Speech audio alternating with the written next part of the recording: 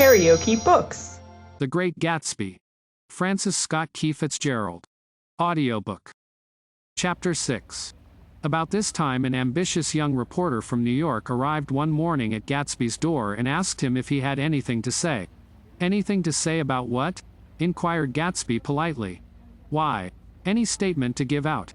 It transpired after a confused 5 minutes that the man had heard Gatsby's name around his office in a connection which he either wouldn't reveal or didn't fully understand. This was his day off, and with laudable initiative he had hurried out to see. It was a random shot, and yet the reporter's instinct was right. Gatsby's notoriety, spread about by the hundreds who had accepted his hospitality and so become authorities upon his past, had increased all summer until he fell just short of being news. Contemporary legends such as the underground pipeline to Canada attached themselves to him, and there was one persistent story that he didn't live in a house at all, but in a boat that looked like a house and was moved secretly up and down the Long Island shore. Just why these inventions were a source of satisfaction to James Gatz of North Dakota isn't easy to say. James Gatz, that was really, or at least legally, his name. He had changed it at the age of 17 and at the specific moment that witnessed the beginning of his career, when he saw Dan Cody's yacht drop anchor over the most insidious flat on Lake Superior. It was James Gatz who had been loafing along the beach that afternoon in a torn green jersey and a pair of canvas pants, but it was already Jay Gatsby who borrowed a rowboat, pulled out to the Tuolumne, and informed Cody that a wind might catch him and break him up in half an hour. I suppose he'd had the name ready for a long time, even then. His parents were shiftless and unsuccessful farm people. His imagination had never really accepted them as his parents at all. The truth was that Jay Gatsby of West Egg, Long Island, sprang from his platonic conception of himself. He was a son of God, a phrase which, if it means anything, means just that, and he must be about his father's business, the service of a vast, vulgar, and meretricious beauty. So he invented just the sort of Jay Gatsby that a 17-year-old boy would be likely to invent, and to this conception he was faithful to the end. For over a year he had been beating his way along the south shore of Lake Superior as a clam digger and a salmon fisher, or in any other capacity that brought him food in bed. His brown, hardening body lived naturally through the half-fierce, half-lazy work of the bracing days. He knew women early, and since they spoiled him he became contemptuous of them, of young virgins because they were ignorant, of the others because they were hysterical about things which in his overwhelming self-absorption he took for granted. But his heart was in a constant, turbulent riot. The most grotesque and fantastic conceits haunted him in his bed at night. A universe of ineffable gaudiness spun itself out in his brain while the clock ticked on the washstand and the moon soaked with wet light his tangled clothes upon the floor. Each night he added to the pattern of his fancies until drowsiness closed down upon some vivid scene with an oblivious embrace. For a while these reveries provided an outlet for his imagination. They were a satisfactory hint of the unreality of reality, a promise that the rock of the world was founded securely on a fairy's wing. An instinct toward his future glory had led him, some months before, to the small Lutheran College of St. Olaf's in southern Minnesota. He stayed there 2 weeks, dismayed at its ferocious indifference to the drums of his destiny, to destiny itself, and despising the janitor's work with which he was to pay his way through. Then he drifted back to Lake Superior, and he was still searching for something to do on the day that Dan Cody's yacht dropped anchor in the shallows alongshore. Cody was 50 years old then, a product of the Nevada silver fields, of the Yukon, of every rush for metal since '75. The transactions in Montana copper that made him many times a millionaire found him physically robust but on the verge of soft-mindedness, and, suspecting this, an infinite number of women tried to separate him from his money. The none too savory ramifications by which Ella Kay, the newspaperwoman, played Madame de Maintenon to his weakness and sent him to sea in a yacht, were common property of the turgid journalism in 1902. He had been coasting along all too hospitable shores for 5 years when he turned up as James Gatz's destiny in Little Girl Bay. To young Gatz, resting on his oars and looking up at the railed deck, that yacht represented all the beauty and glamour in the world. I suppose he smiled at Cody. He had probably discovered that people liked him when he smiled. At any rate, Cody asked him a few questions, one of them elicited the brand new name, and found that he was quick and extravagantly ambitious.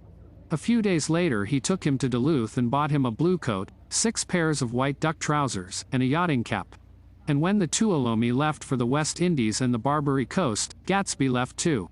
He was employed in a vague personal capacity. While he remained with Cody, he was in turn steward, mate, skipper, secretary, and even jailer, for Dan Cody sober knew what lavish doings Dan Cody drunk might soon be about, and he provided for such contingencies by reposing more and more trust in Gatsby.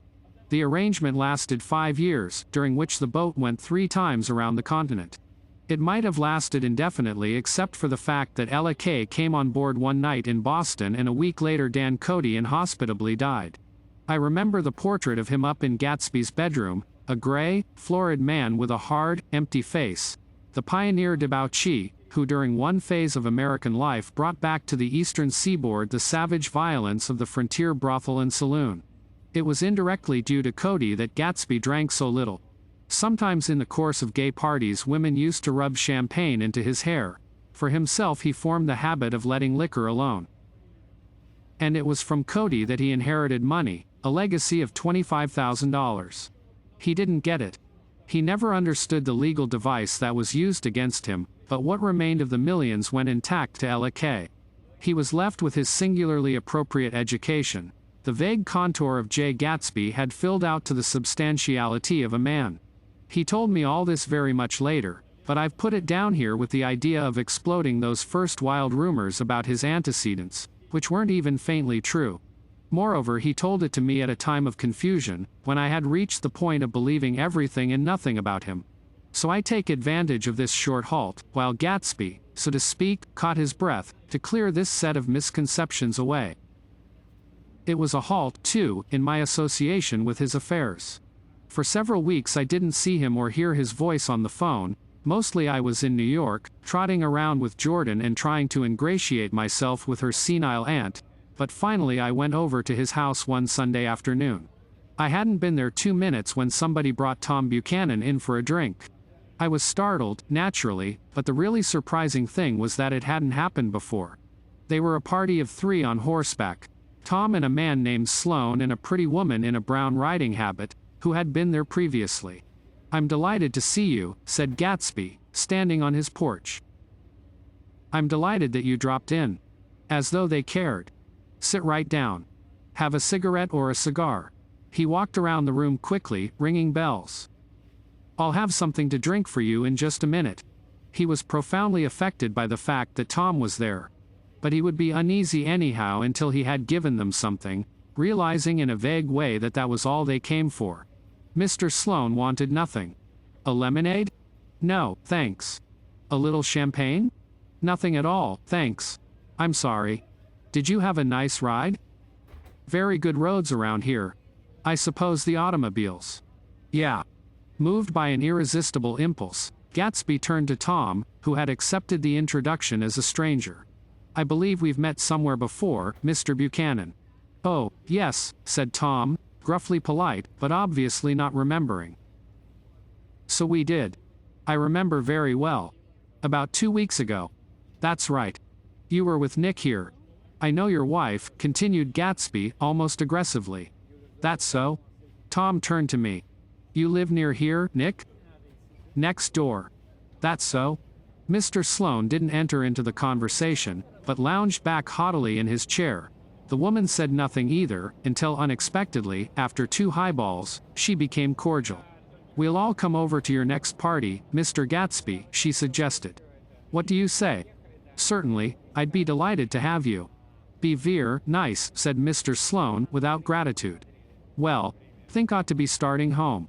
"Please don't hurry," Gatsby urged them. He had control of himself now, and he wanted to see more of Tom. Why don't you stay for supper?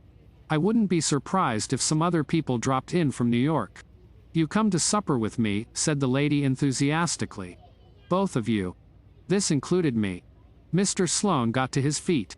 "Come along," he said, but to her only. "I mean it," she insisted. "I'd love to have you. Lots of room." Gatsby looked at me questioningly. He wanted to go and he didn't see that Mr. Sloane had determined he shouldn't. "I'm afraid I won't be able to," I said. "Well, you come," she urged, concentrating on Gatsby. Mr. Sloane murmured something close to her ear. "We won't be late if we start now," she insisted aloud. "I haven't got a horse," said Gatsby. "I used to ride in the army, but I've never bought a horse. I'll have to follow you in my car. Excuse me for just a minute." The rest of us walked out on the porch, where Sloane and the lady began an impassioned conversation aside. "My God, I believe the man's coming," said Tom. "Doesn't he know she doesn't want him? She says she does want him. She has a big dinner party and he won't know a soul there." He frowned. "I wonder where in the devil he met Daisy. By God, I may be old-fashioned in my ideas, but women run around too much these days to suit me. They meet all kinds of crazy fish." Suddenly Mr. Sloane and the lady walked down the steps and mounted their horses. "Come on," said Mr. Sloane to Tom, "we're late." "We've got to go." And then to me, "Tell him we couldn't wait, will you?" Tom and I shook hands, the rest of us exchanged a cool nod, and they trotted quickly down the drive, disappearing under the August foliage just as Gatsby, with hat and light overcoat in hand, came out the front door. Tom was evidently perturbed at Daisy's running around alone, for on the following Saturday night he came with her to Gatsby's party. Perhaps his presence gave the evening its peculiar quality of oppressiveness. It stands out in my memory from Gatsby's other parties that summer. There were the same people, or at least the same sort of people, the same profusion of champagne, the same many-colored, many-keyed commotion, but I felt an unpleasantness in the air, a pervading harshness that hadn't been there before. Or perhaps I had merely grown used to it, grown to accept West Egg as a world complete in itself, with its own standards and its own great figures, second to nothing because it had no consciousness of being so, and now I was looking at it again, through Daisy's eyes. It is invariably saddening to look through new eyes at things upon which you have expended your own powers of adjustment. They arrived at twilight, and, as we strolled out among the sparkling hundreds, Daisy's voice was playing murmurous tricks in her throat. "These things excite me so," she whispered. "If you want to kiss me any time during the evening, Nick, just let me know and I'll be glad to arrange it for you. Just mention my name. Or present a green card. I'm giving out green." "Look around," suggested Gatsby. "I'm looking around. I'm having a marvelous. You must see the faces of many people you've heard about." Tom's arrogant eyes roamed the crowd. "We don't go around very much," he said. "In fact, I was just thinking I don't know a soul here. Perhaps you know that lady."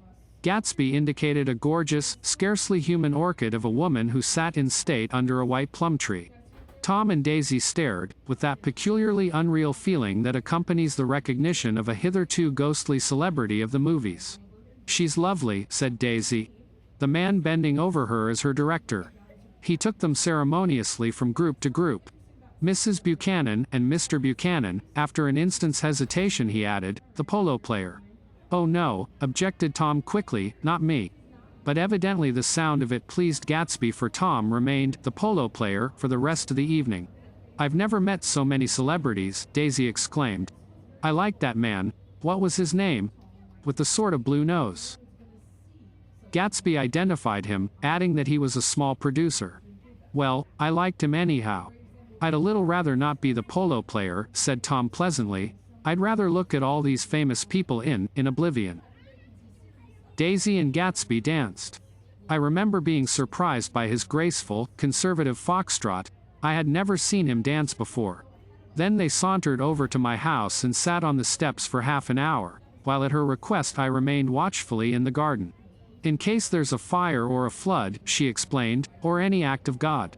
Tom appeared from his oblivion as we were sitting down to supper together. "Do you mind if I eat with some people over here?" he said. "A fellow's getting off some funny stuff." "Go ahead," answered Daisy genially, "and if you want to take down any addresses, here's my little gold pencil." She looked around after a moment and told me the girl was common but pretty, and I knew that except for the half hour she'd been alone with Gatsby she wasn't having a good time. We were at a particularly tipsy table. That was my fault. Gatsby had been called to the phone, and I'd enjoyed these same people only 2 weeks before. But what had amused me then turned septic on the air now. "How do you feel, Miss Baedeker?" The girl addressed was trying, unsuccessfully, to slump against my shoulder. At this inquiry she sat up and opened her eyes. "Wah! A massive and lethargic woman, who had been urging Daisy to play golf with her at the local club tomorrow, spoke in Miss Baedeker's defense. "Oh, she's all right now. When she's had 5 or 6 cocktails she always starts screaming like that. I tell her she ought to leave it alone." "I do leave it alone," affirmed the accused hollowly. "We heard you yelling, so I said to Doc Civet here, 'There's somebody that needs your help, Doc.'" "She's much obliged, I'm sure," said another friend, without gratitude, "but you got her dress all wet when you stuck her head in the pool." "Anything I hate is to get my head stuck in a pool," mumbled Miss Baedeker. "They almost drowned me once over in New Jersey." "Then you ought to leave it alone," countered Dr. Civet. "Speak for yourself," cried Miss Baedeker violently. "Your hand shakes. I wouldn't let you operate on me. It was like that. Almost the last thing I remember was standing with Daisy and watching the moving picture director and his star. They were still under the white plum tree and their faces were touching except for a pale, thin ray of moonlight between. It occurred to me that he had been very slowly bending toward her all evening to attain this proximity, and even while I watched I saw him stoop one ultimate degree and kiss at her cheek. "I like her," said Daisy, "I think she's lovely." But the rest offended her, and inarguably because it wasn't a gesture but an emotion. She was appalled by West Egg, this unprecedented place, that Broadway had begotten upon a Long Island fishing village, appalled by its raw vigor that chafed under the old euphemisms and by the too obtrusive fate that herded its inhabitants along a shortcut from nothing to nothing. She saw something awful in the very simplicity she failed to understand. I sat on the front steps with them while they waited for their car.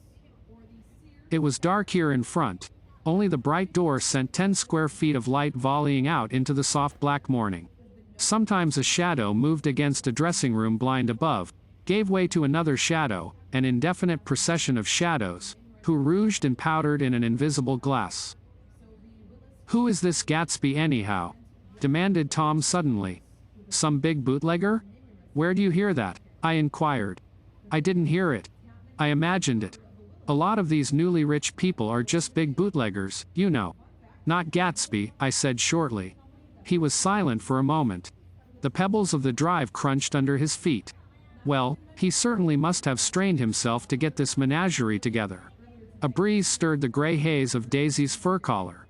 "At least they are more interesting than the people we know," she said with an effort.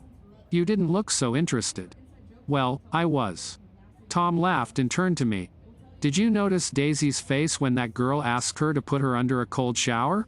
Daisy began to sing with the music in a husky, rhythmic whisper, bringing out a meaning in each word that it had never had before and would never have again. When the melody rose her voice broke up sweetly, following it, in a way contralto voices have, and each change tipped out a little of her warm human magic upon the air. "Lots of people come who haven't been invited," she said suddenly. That girl hadn't been invited. They simply force their way in and he's too polite to object. "I'd like to know who he is and what he does," insisted Tom. "And I think I'll make a point of finding out." "I can tell you right now," she answered. "He owns some drugstores, a lot of drugstores. He built them up himself." The dilatory limousine came rolling up the drive. "Good night, Nick," said Daisy. Her glance left me and sought the lighted top of the steps, where, 3 o'clock in the morning, a neat, sad little waltz of that year, was drifting out the open door. After all, in the very casualness of Gatsby's party there were romantic possibilities totally absent from her world. What was it up there in the song that seemed to be calling her back inside? What would happen now in the dim, incalculable hours? Perhaps some unbelievable guest would arrive, a person infinitely rare and to be marveled at, some authentically radiant young girl who with one fresh glance at Gatsby, one moment of magical encounter, would blot out those 5 years of unwavering devotion. I stayed late that night. Gatsby asked me to wait until he was free, and I lingered in the garden until the inevitable swimming party had run up, chilled and exalted, from the black beach, until the lights were extinguished in the guest rooms overhead. When he came down the steps at last the tanned skin was drawn unusually tight on his face, and his eyes were bright and tired. "She didn't like it," he said immediately. "Of course she did. She didn't like it," he insisted. "She didn't have a good time." He was silent, and I guessed at his unutterable depression. "I feel far away from her," he said. "It's hard to make her understand. You mean about the dance? The dance? He dismissed all the dances he had given with a snap of his fingers. Old sport, the dance is unimportant. He wanted nothing less of Daisy than that she should go to Tom and say, "I never loved you." After she had obliterated 4 years with that sentence, they could decide upon the more practical measures to be taken. One of them was that, after she was free, they were to go back to Louisville and be married from her house, just as if it were 5 years ago. "And she doesn't understand," he said.